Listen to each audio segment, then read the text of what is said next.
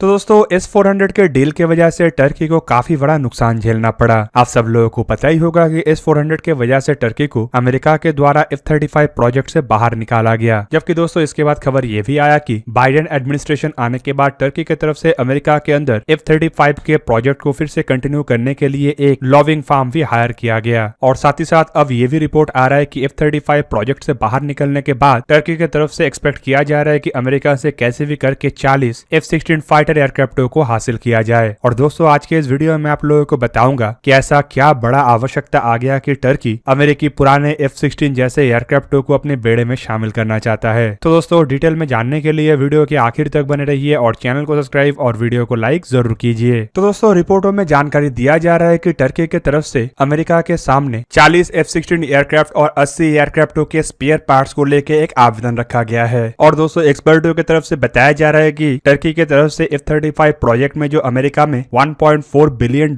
की इन्वेस्टमेंट किया गया था उसी के ही रिटर्न के स्वरूप टर्की इन एयरक्राफ्टों को हासिल करना चाहता है। दोस्तों यहाँ पे $1.4 बिलियन का ये जो किस्सा है काफी रोमांचक है। बेसिकली टर्की की तरफ से अमेरिका से F-35 फाइटर एयरक्राफ्टों को खरीदने के लिए एक समझौता किया गया था और समझौते के तहत टर्की के द्वारा करीबन $1.4 बिलियन के एडवांस भुगतान भी किया गया था। पर S-400 के डील के बाद जब ट्रंप एडमिनिस्ट्रेशन की तरफ से टर्की को F-35 प्रोजेक्ट से बाहर निकाल दिया गया तब ये पैसा भी एक तरीके से खटाई में पड़ गया था। रिपोर्ट में यह भी बताया जाता है कि जो लॉबिंग फार्म टर्की के द्वारा अमेरिका के अंदर हायर किया गया है उस लॉबिंग फार्म को ये $1.4 बिलियन के उद्धार का भी काम सौंपा गया है। शायद अब इस $1.4 बिलियन के रिटर्न में ही टर्की अब अमेरिका से इस तरीके के एयरक्राफ्टों का दावा कर रहा है। इवन दोस्तों 7 अक्टूबर के दिन एक रिपोर्ट में यह भी जानकारी दिया गया है कि अमेरिका के स्टेट डिपार्टमेंट और यूएस कांग्रेस फिलहाल ऐसे करीबन $1 बिलियन के F-16 एयरक्राफ्टों के डील को लेके रिव्यू भी कर रहा है। और दोस्तों अमेरिका की ये दो एजेंसी ऐसे एजेंसीज है जो किसी भी तरीके के हथियारों के डील को ब्लॉक करने में सक्षम है। फिलहाल इस मुद्दे के ऊपर अमेरिका के स्टेट डिपार्टमेंट या फिर टर्की के जो वाशिंगटन में एम्बेसी है दोनों की तरफ से भी किसी भी तरीके के बयान देने से मना किया गया। लेकिन कुछ मीडिया रिपोर्ट में बताया जा रहा है कि 40 F-16 एयरक्राफ्टों के अलावा करीबन 80 एयरक्राफ्टों के स्पेयर पार्ट्स का भी दावा टर्की की तरफ से किया जा रहा है ताकि टर्की अपने एग्जिस्टिंग फ्लीट के एयरक्राफ्टों को मॉडर्नाइज कर सके। दोस्तों बेसिकली टर्की और अमेरिका के बीच में जो F-35 एयरक्राफ्टों को लेके पहले डील हुआ था उसे अगर देखा जाए तो टर्की के द्वारा करीबन 100 ऐसे एयरक्राफ्टों को खरीदने का इरादा बनाया गया था। पर S-400 जैसे हथियारों को खरीदने के बाद ट्रंप एडमिनिस्ट्रेशन की तरफ से साल 2019 में टर्की के ऊपर प्रतिबंध लगाते हुए टर्की को F-35 प्रोजेक्ट से बाहर निकाल दिया गया। दिसंबर 2020 में टर्की के general director of defence industry मतलब टर्की के SSB और कुछ उच्च अधिकारी के ऊपर अमेरिका की तरफ से प्रतिबंध भी लगाया गया। और दोस्तों अमेरिका और टर्की के बीच में जो रिश्ता है वो साल 2019 से ही नहीं बिगड़ा है बल्कि रिपोर्टों के मुताबिक करीबन इससे भी 5 साल पहले से ये रिश्ता काफी उतार चढ़ाव देख चुका है, खास करके सीरिया के मुद्दे को लेके। रिपोर्टों में बताया जाता है कि टर्की सीरिया को लेके जिस तरीके का रवैया अपना रहा है उससे अमेरिका काफी अधिक नाखुश है। दूसरी तरफ सीरिया के मुद्दे को लेकर टर्की नेटो के देश और अमेरिका के इच्छा के विरुद्ध में काम करने के साथ साथ रशिया के साथ भी काफी क्लोज है और इस वजह से टर्की के ऊपर अमेरिका पहले से ही काफी अधिक नाराज था। दूसरी तरफ खाली ये एक मुद्दा नहीं बल्कि मेडिटेरियन के अंदर टर्किश नेवी के जो एक्टिविटीज है उसे लेके भी नेटो के देश और अमेरिका काफी अधिक नाखुश है। इवन दोस्तों इसके अलावा माना जा रहा है कि टर्की की तरफ से जो $1.4 बिलियन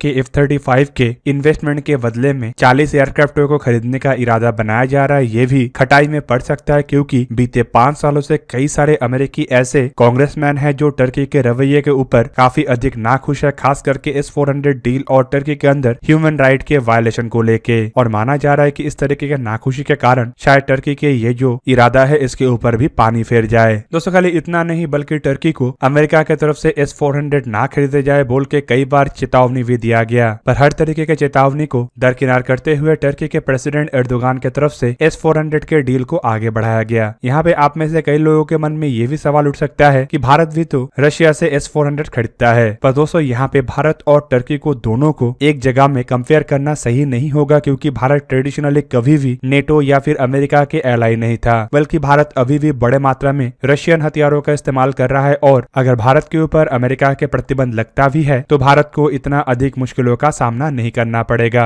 जबकि टर्की को अगर देखा जाए तो ट्रेडिशनली टर्की अमेरिका का एलाई है और इस मौके का फायदा उठा के टर्की के द्वारा बीते कई सालों से बड़े मात्रा में अमेरिका के हथियार और अमेरिका के इंडस्ट्रियल ताकत को इस्तेमाल किया गया। ऊपर से टर्की एक नेटो के एक्टिव मेंबर है। ऐसे में अगर टर्की के द्वारा नेटो के नीतियों को दरकिनार करते हुए रशिया से हथियार खरीदा जाएगा तो ऑब्वियस बात है कि इस मुद्दे के ऊपर अमेरिका जैसे देश नाराज होगा। तो फिलहाल अगर देखा जाए तो टर्की के प्रेसिडेंट नए अमेरिकी एडमिनिस्ट्रेशन को खुश करने का भी प्रयास कर रहा है ताकि टर्की के प्रेसिडेंट अर्दोगान की तरफ से अपने हिडन एजेंडे को पूरा किया जा सके। रिपोर्टों में बताया जा रहा है कि नए एडमिनिस्ट्रेशन आने के बाद से ही टर्की की तरफ से कई तरीके के परपंच अमेरिका के अंदर रचा जा रहा है, जिनमें लॉबिंग फार्म हायर करने के साथ साथ मीठा मीठा बयान तक शामिल है। तो हाल ही में यह भी बताया गया है कि 30 सितंबर के दिन टर्किश प्रेसिडेंट अर्दोगान ने जो बाइडेन के साथ एक मीटिंग भी किए थे और इस दरमियान अर्दोगान की तरफ से $1.4 बिलियन के वापसी की बात को भी उठाया गया था, जो कि F-35 एयरक्राफ्टों के डिलीवरी से पहले टर्की के द्वारा भुगतान किया गया था।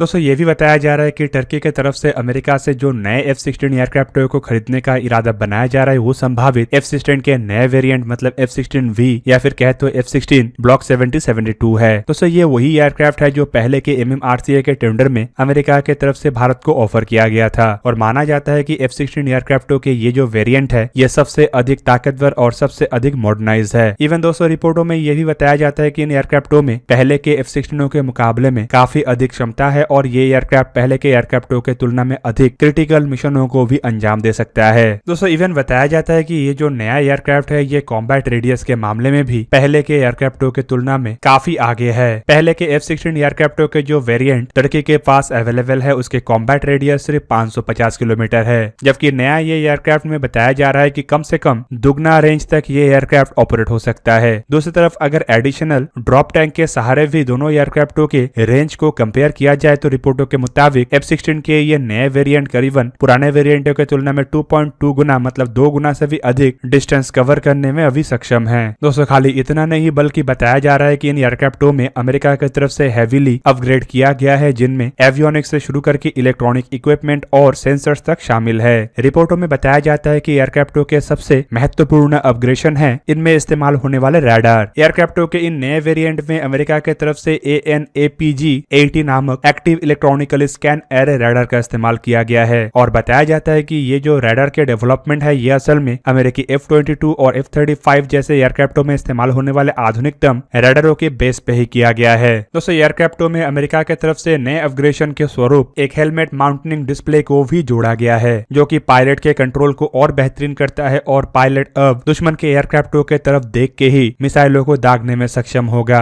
इवन वेपन कैरिंग कैपेसिटी में भी ये एयरक्राफ्ट अन्य किसी भी मॉडर्न एयरक्राफ्टों के बराबर का है और बताया जाता है कि F-16 के ये नए वेरिएंट में करीबन 7.9 टन के हथियारों को कैरी करने का क्षमता है, जबकि 2 इंजन वाले रशिया के सुखोई 35 जैसे एयरक्राफ्टों के पास सिर्फ 8 टन हथियारों को कैरी करने का क्षमता है। मतलब F-16 के नए वेरिएंट लगभग एक हैवी वेट फाइटर एयरक्राफ्टों के बराबर हथियारों को ढो सकता है। मतलब अगर टर्की ऐसे एयरक्राफ्टों को खरीदने में सक्षम होता है तो हाफ कीमत में टर्की को एक ऐसा एयरक्राफ्ट मिलेगा जो कोई भी मॉडर्न एयरक्राफ्टों को चुनौती देने में सक्षम हो। दूसरी तरफ टर्की के पास ऑलरेडी F-16 एयरक्राफ्ट होने की वजह से टर्की को डबल बेनिफिट है, क्योंकि ऐसे एयरक्राफ्टों के लिए टर्की को ज्यादा बड़ा डील करने का आवश्यकता नहीं पड़ेगा, क्योंकि ऑलरेडी इन एयरक्राफ्टों के इंफ्रास्ट्रक्चर और हथियारों का पैकेज टर्की के पास है। दूसरी तरफ दोस्तों बताया जाता है कि अमेरिका से दुश्मनी मोड़ लेने के बाद टर्की के डिफेंस इंडस्ट्री का सिचुएशन दयनीय हो चुका है। टर्की एक तरफ सोच रहा था कि रशिया से भी वो फायदा उठाएगा और अमेरिका से जिस तरीके का फायदा उठा रहा था वो बरकरार रहेगा, पर टर्की दोनों नाव में पैर रख के ऐसी सिचुएशन में आ गया है, ना इस तरफ जा पा रहा है ना उस तरफ। दोस्तों इसके पीछे मेन रीजन है टर्की के पास ऑलरेडी एग्जिस्टिंग हथियार, जो कि 90% वेस्टर्न और अमेरिकी हथियार है और अमेरिका से दुश्मनी मोड़ लेने के बाद यूरोप के देशों के द्वारा भी टर्की को हथियारों के मॉडर्नाइजेशन में मदद नहीं किया जा रहा है। ऊपर से अगर टर्की और रशिया की तरफ झुकता है तो ये रिश्ता इतना बिगड़ सकता है कि डिफेंस इंडस्ट्री के बाद टर्की को इकोनॉमी और सोशो इकोनॉमी के ऊपर भी दोहरा मार झेलना पड़े। मतलब अगर टर्की इससे भी अधिक अमेरिका विरोधी काम करता है तो अमेरिका टर्की के इकोनॉमिकल गतिविधियों के ऊपर भी सैंक्शन लगा सकता है। और आपके जानकारी के लिए बता दूं कि टर्की के इकोनॉमी भी 90% यूरोप और अमेरिका के ऊपर ही